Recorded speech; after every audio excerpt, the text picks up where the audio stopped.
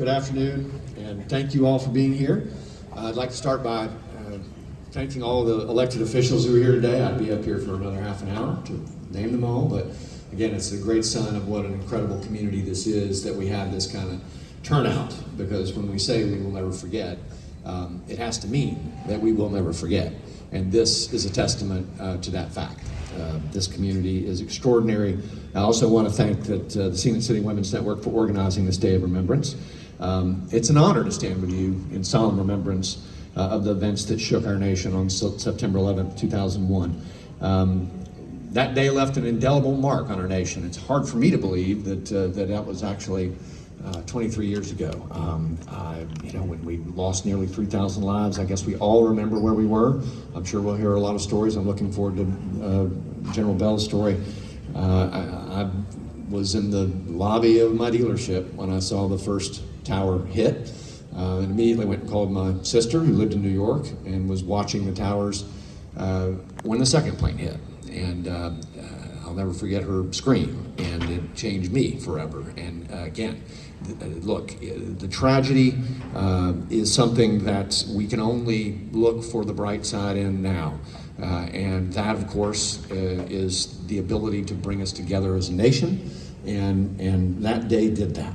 We continue to stand in solidarity with families who continue to feel the weight of this loss, and we are here today to remember the heroism displayed particularly by our first responders who rushed into that danger without hesitation. Their bravery and their sacrifice remain a beacon of hope and resilience for all Americans. And as we gather here, I think we are also reminded of the strength we have in unity as Americans, despite our differences in political party and background, religion, class. I saw New York change after that day in a way that frankly I didn't think was possible, ever having lived there for a few years. That unity needs to continue to empower us to stand together when tragedy strikes and when facing any challenges that may lie ahead. And there will be challenges, I assure you. So my personal prayer is for us to remember that we are one nation under God. We are, one city and one nation, and we are all Americans first and foremost. So with that, I will introduce my friend Weston Wamp, and then we will read a joint proclamation together. Thank you. Thank you, Mayor. I'll reiterate what you said about welcoming the elected officials who are here, particularly the members of our state legislative delegation. When you're all in a county building, I feel like we should honor you and remind everybody that this is a subdivision of the greatest state in the United States. And so Senator Gardner and Senator Watson, Representative Vital, Representative Martin, and if there's another member of our delegation who I'm not seeing, we're honored to have you in the building. I was a ninth grader on September 11th, and that means that I don't remember a whole lot about the world before September 11th. But I came of age in the deep sense of patriotism. If you think about how much your life and your brain develops in those formative years, your teenage years, your early 20s, I watched friends like my classmate Andrew Smith answer the call of their country as a result of that. It was a coming of age story for millennials. We really only experienced the world in those deep, meaningful, patriotic days that I think we long for when we watch presidential debates like last night's.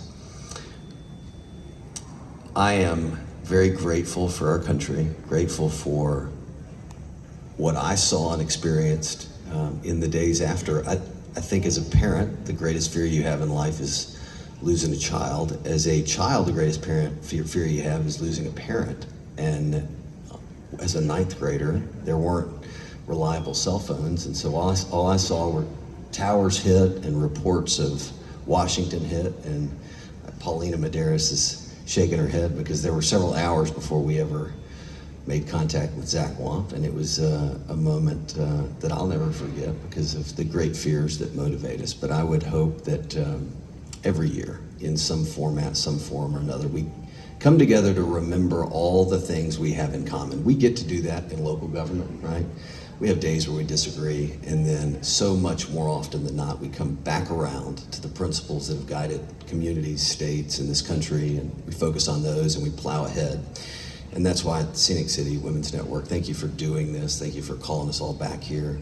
We're all busy, life moves on, and 9/11 will only be further in the rearview mirror on the one hand, but the lessons learned, the patriotism experienced in those days and years after, I hope would inspire the same sort of commitment to our country and our communities today. So with that, you finish, you start the resolution or the proclamation, and I'll finish.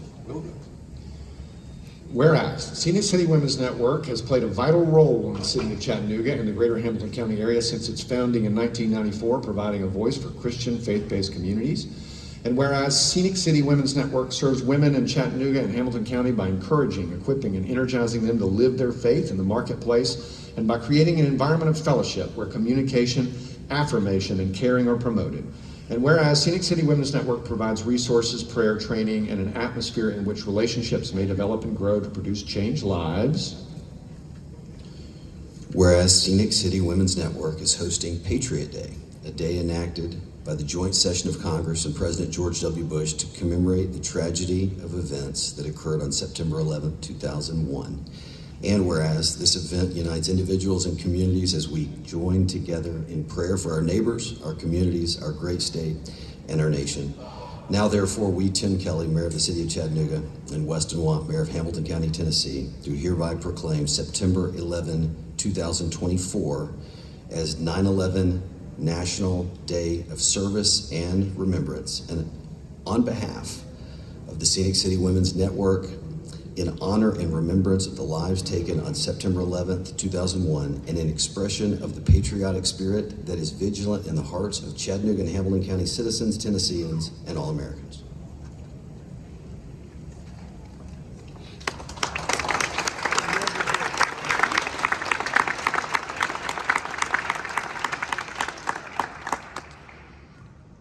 Thank you, Renee. Thank you, the Scenic City Women's Network. We all can kind of think about September 11th, 23 years ago this morning. I kind of woke up with a different career and was asked to swing by my office in Hickson. My assistant asked me to swing by. She had something for me. So when I swung by there, I walked in the office, and it was my 19th anniversary in being with my prior employer. So when I walked in the office, she had a little cake, and she presented me that cake. And as we're sitting there talking about, the 19 years at that point, 23 years ago that I'd spent with that company, all of a sudden people started walking into the office a few minutes after 9 o'clock, asking us to come to a TV. So we walked into the associate lounge to where everybody was extremely quiet, and we were watching what seemed to be just a tragic accident, not knowing what the outcome was going to be in the next few minutes and even in the next few hours. But let's think about today as we gather to remember 23 years ago from where we were from right now. Our lives changed forever. We honor the 246 lives that were on morning flights going at different destinations throughout the nation. We honored the 2,606 people that were starting their day going to work in two towers that had no idea that what was going to happen to them that day. The resilience of our nation that is shown brightly as we came together, as we united in grief, we also united in strength. We remember the 343 firefighters that walked into, ran into, climbed numerous flights of stairs to go to their call of duty, to answer the call that never returned.